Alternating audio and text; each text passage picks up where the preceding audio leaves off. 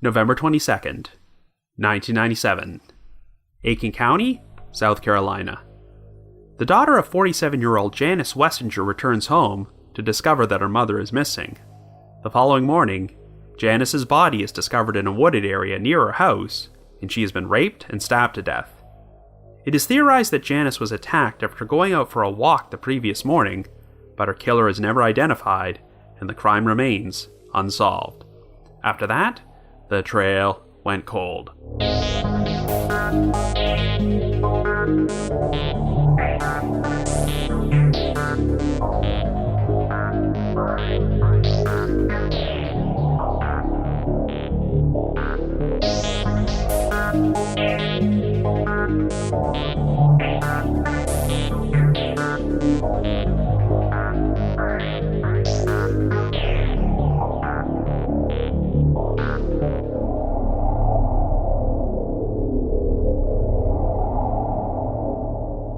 Hello everyone, and welcome to our latest episode of The Trail Went Cold. I'm your host Robin Warder, and we've got an important cold case to cover today, the 1997 murder of Janice Wessinger. This episode is special because I'm covering this case at the direct request of Janice's daughter, Tamara Smith Herber, who has been searching for answers about who killed her mother for the past 2 decades. At the time this crime took place, Tamara was living with Janice, who may have been attacked and murdered during a morning walk while her daughter was still at the house. Tamara soon left for work, but when she returned home that night, her mother was not there, and Janice's body would be discovered in a nearby wooded area later that morning. Tamara helps run a Facebook page called Janice Wessinger Help Us Find Her Murderer, and has become frustrated over the apparent lack of effort from the Aiken County Sheriff's Office to solve this case. In fact, even though Tamara has recently received information about an individual who might be a promising suspect, very little has been done about this.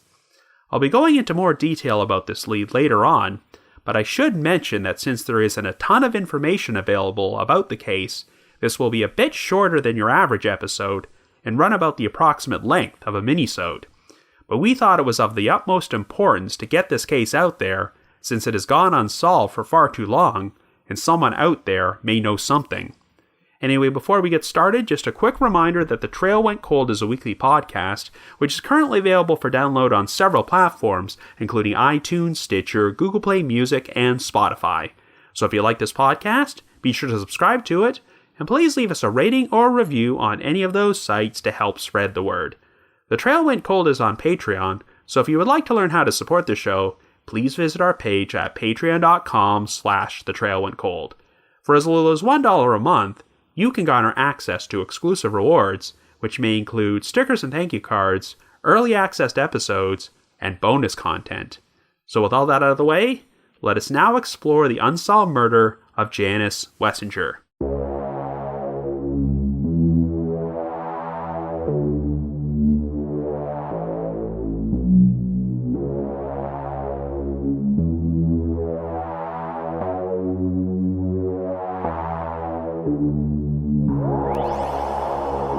Our story begins in Aiken County, South Carolina in 1997.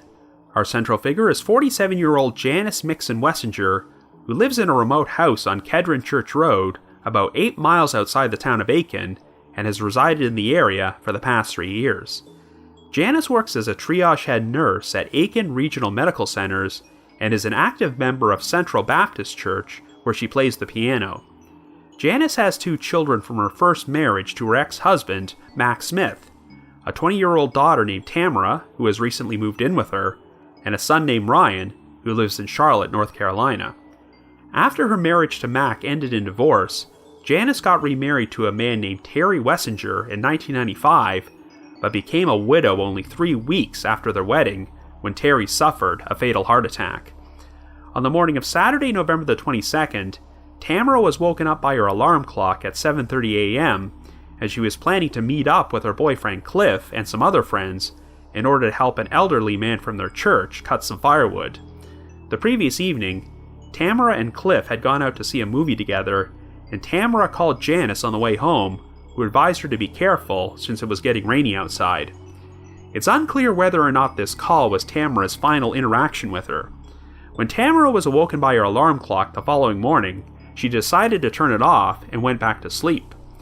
Tamara claims she has vague memories of Janice walking into her room and telling her to turn off the alarm and wake up, but she was so groggy at the time that she quickly fell back asleep, and honestly cannot be certain if this interaction with her mother was real or just a dream. Whatever the case, when Tamara finally did wake up, Janice was gone from the house, but she figured her mother had just gone out for a walk, which was something she often liked to do during the morning. Janice was off from work that day, and had previously told Tamara she was planning to travel to Augusta, Georgia, to meet up with her best friend, Juanita, so they could visit Juanita's sick mother in the hospital. Tamara soon left the house and went to work at her job as a server, and would spend some time with Cliff after her shift ended. Since Tamara had a midnight curfew, she returned home around that time, but was surprised to discover that the house's lights were off and the blinds were still open. It was standard practice for Janice to always turn the lights on and close the blinds at night, but when Tamara walked inside, the house seemed to be exactly as she left it that morning. Tamara called out to her mother and searched the house, but there was no sign of her. Her concern grew when she noticed that Janice's purse and contact lenses were still there. Tamara decided to phone 911, but was advised to search the entire property and call around to see if anyone else had seen her mother.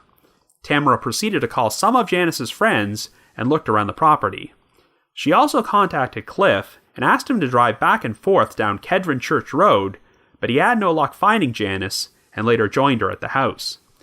Tamara decided to call 911 again, and this time, they dispatched a deputy from the Aiken County Sheriff's Office who arrived at the house to take a missing persons report at 2:36 a.m. on November the 23rd. She asked the deputy if they could use the Bloodhound unit to perform a search, but when he contacted the sheriff for permission, the request was denied.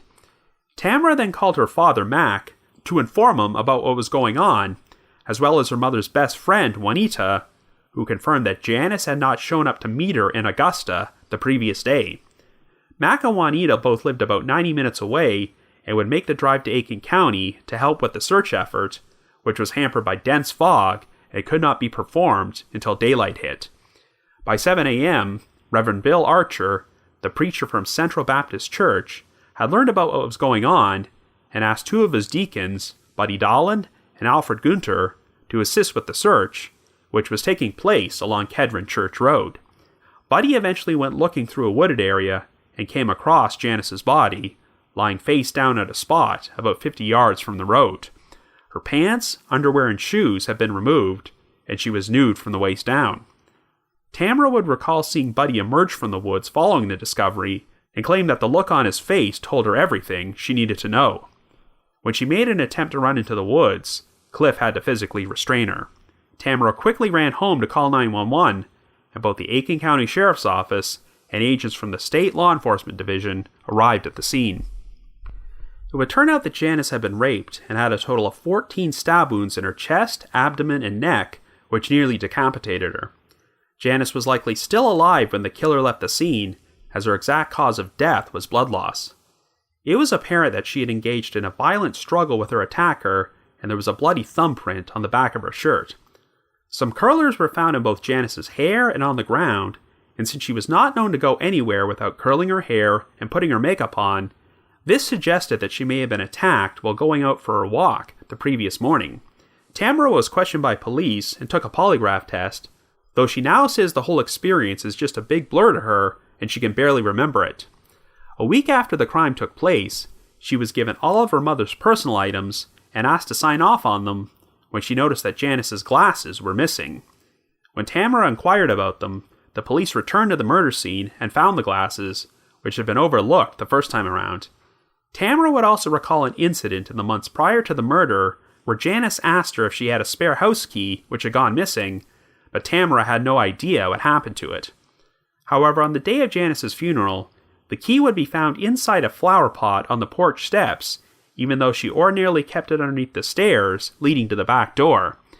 Tamara's aunt, Vicky, also told her that 2 days before Janice was killed, she had mentioned that she was planning to borrow a truck from one of the church deacons, Alfred Gunter, in order to haul some stuff before she made her trip to Augusta, but Tamara had not known this. Months would pass without any progress in the investigation, So in July of 1998, billboards featuring Janice's photograph would be erected on US Route 1, both north and south of Aiken. They feature the words, "You know who killed me, why won't you help?" as well as the phone number for Crime Stoppers and a $1,000 cash reward for information, but it failed to bring about any solid leads. That same year, Tamara reached out to Unsolved Mysteries and America's Most Wanted in hopes of getting both shows to feature her mother's case. While America's Most Wanted expressed interest, the Aiken County Sheriff's Office refused to offer any assistance to them, so the case was never profiled. 15 years later, Tamara contacted the Aiken County Sheriff about possibly getting the case featured on the true crime show Cold Justice, but he showed no interest. For the past 2 decades, Tamara has continuously been frustrated with the Sheriff's Office, who have provided very little information about the progress of their investigation, and virtually all contact between them has been initiated by her. By 2014, Tamara started exploring alternative options for DNA testing on the evidence. When she asked to speak to the lead investigator on the case, she was frustrated to learn that he had retired and nobody even bothered to inform her. In spite of this, Tamara still got in touch with him and was told that at the time the murder took place, it was concluded that the semen collected from the crime scene had, quote-unquote, A and H properties, but no DNA present. In 2008, he decided to send the semen sample to the State Law Enforcement Division, who determined that there was enough material to perform one test, but they wanted to wait until there were further advances in DNA testing before they actually went through with it. They would only test the sample for the Y chromosome, and the results would not be entered into the CODIS database. Until then, the evidence could not leave their chain of command. When Tamara asked if the sample could possibly be sent to another lab, she was told that if a more well-known lab performed the test and it came back with usable DNA, the results would be questioned if the case ever went to trial. Tamara would then speak to an FBI agent who confirmed that an FBI lab would be able to perform a lot more different types of DNA testing than a state lab would. The FBI had a program in which DNA samples could be sent to private labs to be tested, but when Tamara proposed this idea to the Aiken County Sheriff, he rejected it, stating that he would not allow any evidence to leave his chain of command. Tamara also got in touch with Dr. Rhea David, the president of a company called Cybergenetics Incorporated, which utilizes a software program called TrueAllele in order to handle very complex DNA evidence mixtures that standard crime labs often cannot solve. According to Tamara, when she relayed the investigators' claims that the semen from her mother's murder scene had A and H properties and no DNA present, Dr. David and her colleagues had no idea what he meant by that. But Tamara was told by them that if they were able to pull small amounts of low-level touch DNA from underneath Janice's fingernails, they could take the smallest trace and extract information from it. Since crime labs in South Carolina currently utilize TrueAllele, they likely would have been able to test the evidence from the case, but when Tamara forwarded information about cybergenetics to the sheriff's office, they did nothing with it. In 2015, Tamara spoke with Reverend Archer, the preacher from her mother's church, who shared 2 pieces of information about the case that she had never heard before. According to the Reverend, an agent with the State Law Enforcement Division told him that there was skin found under Janice's fingernails, and he was also told by Buddy Dolan, the deacon who found Janice, that her pants and underwear had been neatly folded beside her body. The case would get some additional exposure when the South Carolina Crime Stoppers Council decided to feature Janice in a deck of their cold case playing cards. Each card in this deck contains details about a different cold case, and they are distributed throughout the South Carolina Department of Corrections in hopes that they might eventually find themselves into the hands of an inmate who knows something about the crime and is willing to come forward with information. A number of states have adopted this strategy, and it has actually led to some cold cases being solved, but unfortunately, this is not one of them. Tamara continues to believe that the Aiken County Sheriff's Office is stonewalling her and making little to no progress with the investigation, so after 2 decades, Janice Wessinger's murder continues to remain unsolved. So I guess you could say, the trail went cold.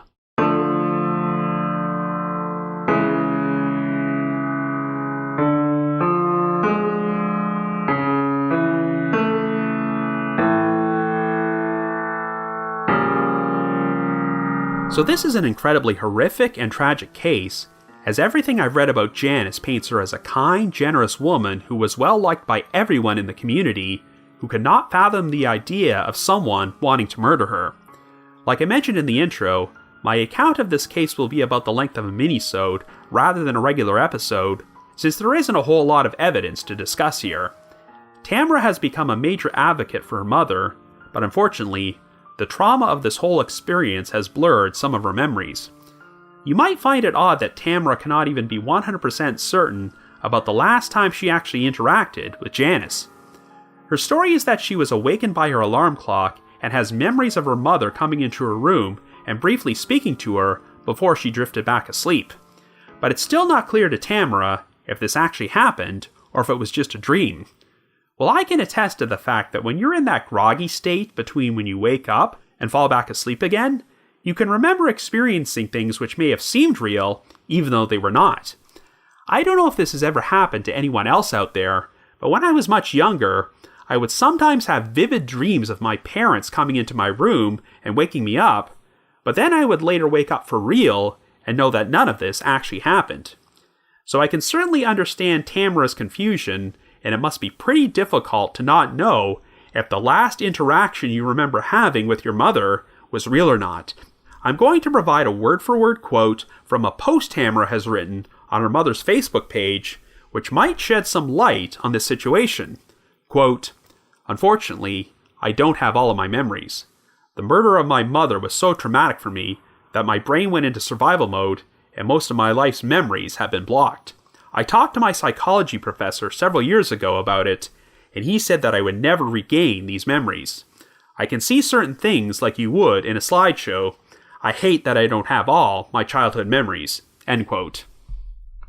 Anyway, while Tamara's memories of that morning may be fuzzy, what does seem clear is that Janice may have gone out for a walk before Tamara completely woke up, which was part of her normal routine.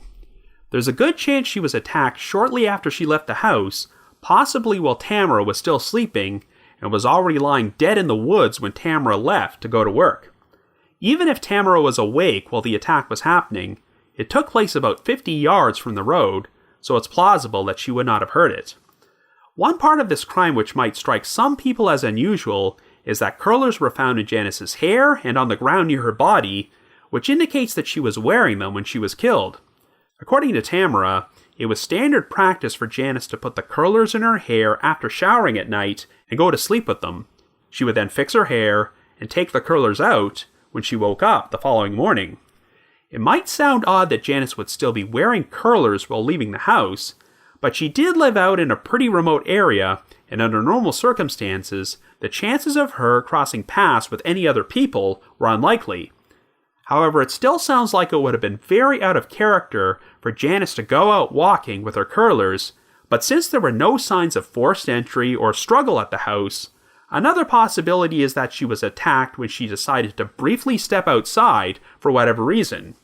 I guess the big wild card is the house's spare key, as Janice had previously given Tamara the impression it had gone missing, until the key suddenly turned up after the funeral, in a place Janice ordinarily did not keep it.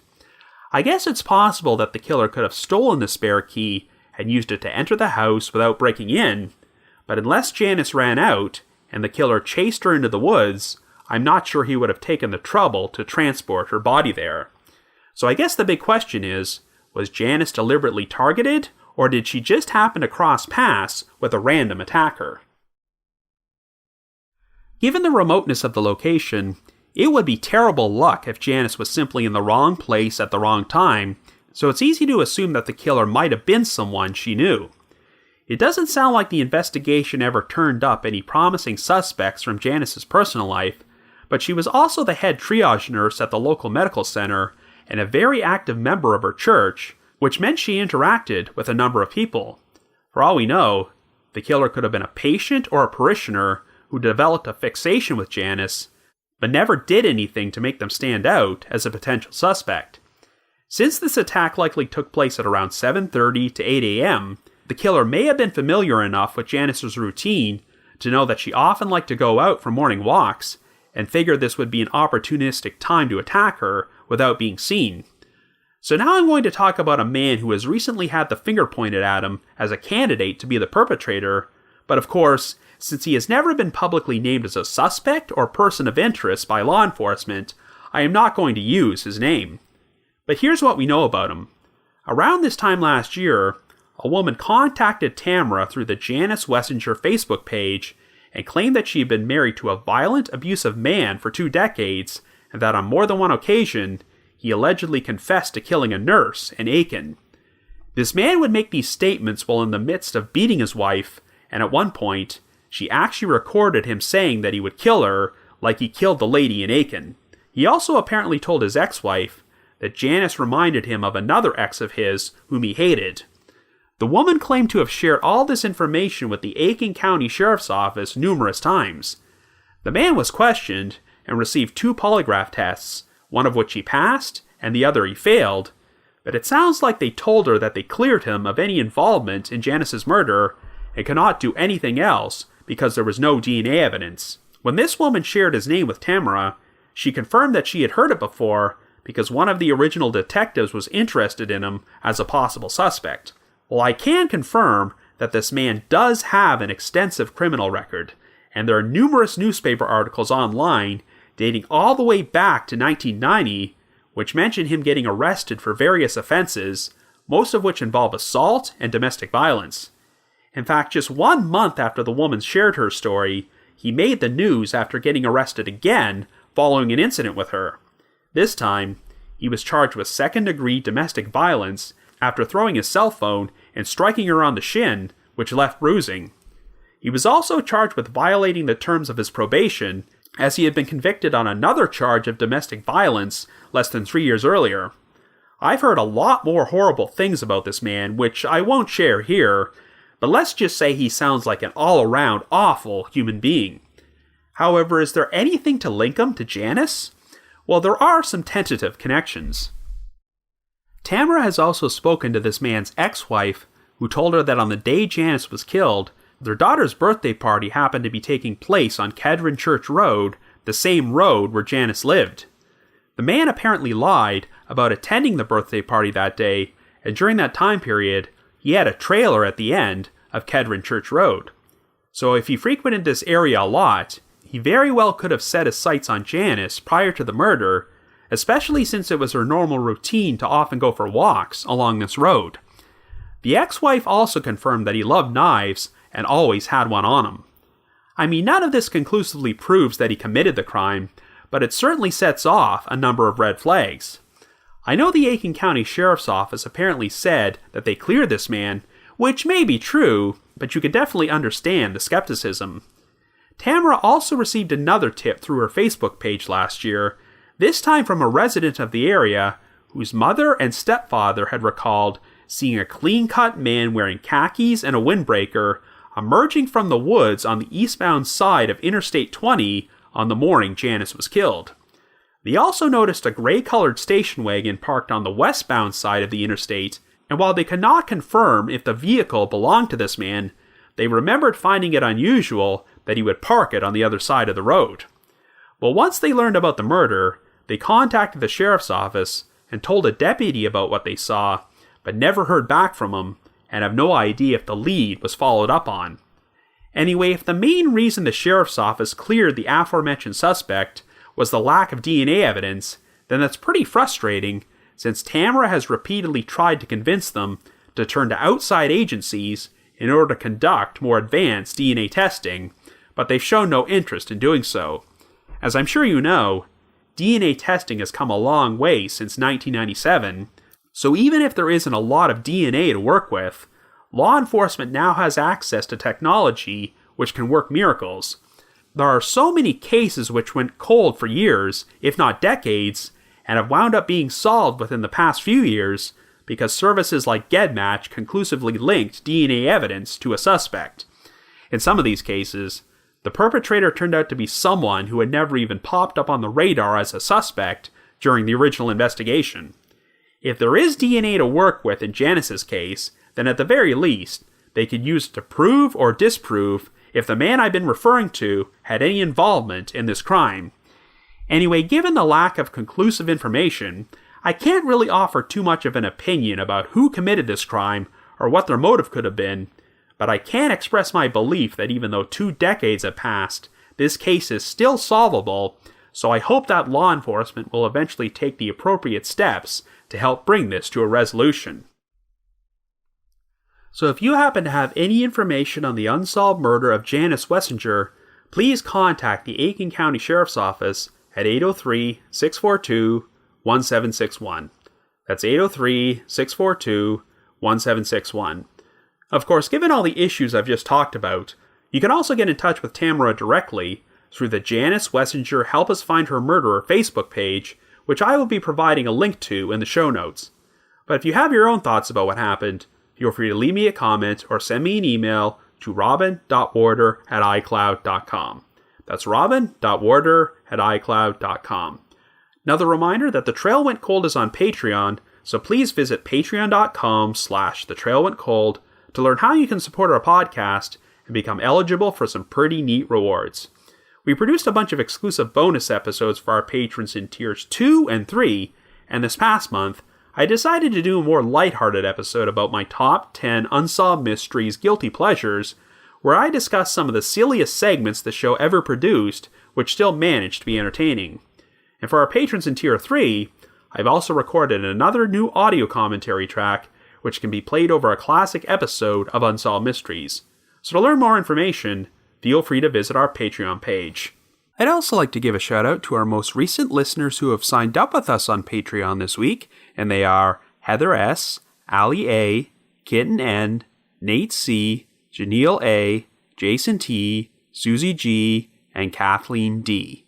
Thank you all so much for your support. Also, I wanted to remind you that for the second consecutive year, I will be attending the True Crime Podcast Festival, which is taking place at the Lowe's Hotel in Kansas City, Missouri, on the weekend of July the 11th and the 12th. If you would like to purchase tickets to the event, and haven't already done so, please visit their website at truecrimepodcastfestival.com and earn yourself a 10% discount by using the promo code TTWC. That's TTWC. I also just wanted to give another shout out to my supporters at the Unsolved Mysteries message board at the Sitcoms Online forum and the Unresolved Mysteries subreddit. I need to provide a big thanks to McGill Foote, who edits and assembles this podcast together for me, and Vince Nitro, who composes the eerie music you hear on every episode. Anyway, if you haven't already, you can like us on Facebook, follow us on Twitter, or leave us a rating or review on iTunes, Stitcher, Google Play Music, or Spotify. So I want everyone to have themselves a great week, but I just wanted to mention one more thing. Next Wednesday will officially mark our 168th feature-length episode, and when you combine that with the 32 mini-sodes we've also done, this means we're going to be hitting a very special milestone, our 200th official episode of The Trail Went Cold. Of course, we're going to do something special to commemorate the occasion, and by pure happenstance, next Wednesday is April the 1st.